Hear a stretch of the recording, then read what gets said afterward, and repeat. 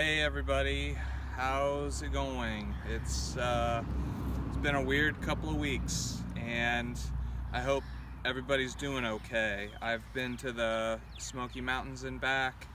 It was weird to be off the grid.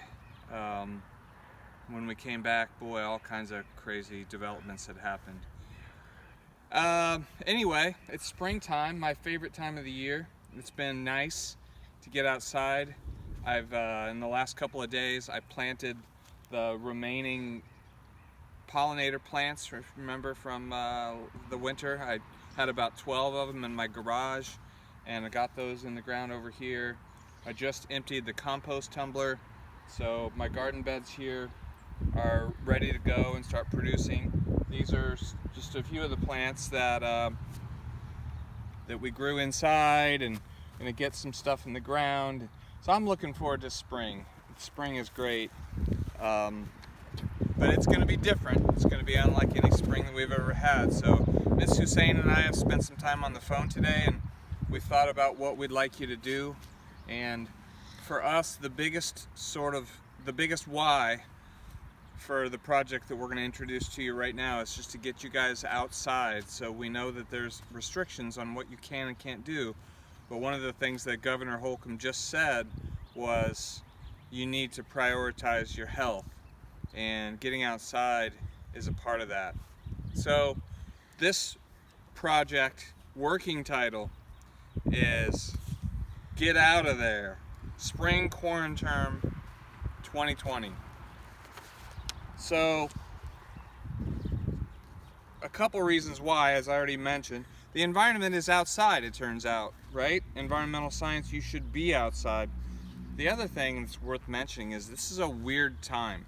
This reminds me of the months after 9/11. Right after 9/11, scientists had a really good opportunity to collect a lot of data about the environment, in part because planes weren't flying. Every plane was on the ground, and so there was a big impact on pollution. I don't know if you've noticed, but it's been awfully quiet out. I've been hearing a lot of animal sounds and not as many cars because of people staying home. So it's been a different kind of a weird time. So we spent some time looking at the curriculum map. There's 3 big topics left for the year. It's fair to say that we won't finish them all given where we're at, but they are human population growth and decline, pollution, and resource cycles. So I saw a funny little cartoon the other day with some kids sitting in math, and the teacher is talking about exponential growth, and they're laughing. They're like, when are we ever going to need this? Well, guess what? Exponential growth is the reason for the spread of coronavirus. Sad but true. So human population growth also is growing exponentially, as perhaps you're aware. We've dipped our toes into pollution throughout the year, and certainly there's opportunities for you to explore your need to knows about pollution. And then resource cycling, and we're specifically talking about natural resource cycling and anthropogenic resource cycling. So in other words, the effect of humans on nutrient cycles. Anyway, that's what we have left to do. And what we're going to ask you to do is some primary data collection. So if you're not sure what that means, what it means is we want you to be the person to actually generate the numbers. So data collection, and obviously we're going to have to be resourceful because we're not at school, so we don't have all the tools at our disposal. But this string, to me, could be used to measure height. My meat thermometer, which I use when I'm grilling, could be a measurement of soil temperature, water, or air temperature. But we're going to ask you to collect some data on your own from the environment. What that is up to you. The other thing that we're going to ask you to do is utilize primary sources from out there in the world. So here's one of the really awesome things just happened is that professional scientists have just released the entire archive of JSTOR, which is all of the research publications that they do. Usually you have to be a member of a, you have to be a researcher, you have to be a part of a university or a company that does research to have access to those. So they've thrown those doors wide open. So we have a huge chance, and that this might be going away when quarantine is over. I don't know. So that's a rare opportunity for us to look closely at the primary sources in science. So what should you collect data about? That's totally up to you. You've got a couple of options. One would be to look at change over time. And so anything that you measure day to day, so progression over time, that's what we call continuous data. And then another option would be to look at correlation. So to do a scatter plot, for example, the stock market, as you might know, is plunging, so economic health is declining by the day. What is that doing to resource depletion? How is that changing the use of resources, the burning of fossil fuel, and so on? Those would be things that you could do research about. Or, even just something as simple as the noise. I kind of commented about how loud it is, or how not loud it is right now. So, looking at the stock market, comparing that to the sounds outside.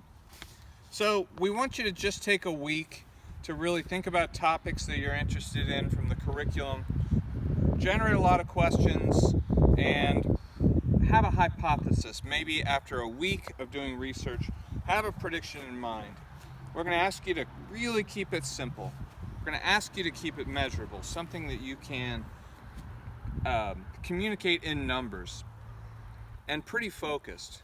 We're going to think kind of small picture here, in truth, because again, it's data that you're generating yourself. So you might only be able to say something about what's going on in your backyard, and then obviously, whether or not we can say something about that worldwide is another question. So week 2, digging into the background research around the topic, see what's already known, and we'll hopefully have an experimental design by the end of the second week. By week 3, you are going to be digging into those JSTOR resources I mentioned in a few minutes ago, the primary sources, and you're going to continue or start to collect your own data. So data in your backyard or somewhere nearby. Okay? By week 4, hopefully you have finished data collection. So what we're calling finished is 20 data points. So 20 days worth of measuring and collecting. That's enough, at least for our purposes. So we're going to spend the rest of the time, weeks 5 and 6, graphing that data and analyzing the results. So here's a couple of examples that just kind of came to my mind. I'm thinking about the grocery store. I've only been to it really once since this all started, but I'm wondering about how the availability of fresh food will affect my weight. And obviously I can only say that about myself, but I could maybe assume that if it's true of me, it might be true of other people. And then I'm wondering also about whether or not being at home all the time will make me a better recycler. And so will that change my output of trash? Week 6, we're going to have all of our results and we're going to analyze that. Hopefully you'll be good and tired by that time because you have done an exhaustive research project on your own. Remember, you're not in this alone. So Miss Hussein and I will be available Tuesday, Wednesday, Thursday, 9 to 3 to answer your questions. We'll help you with topics. We can get on Google Hangouts and we can have a chat and we can get you sorted out. You're not in this alone.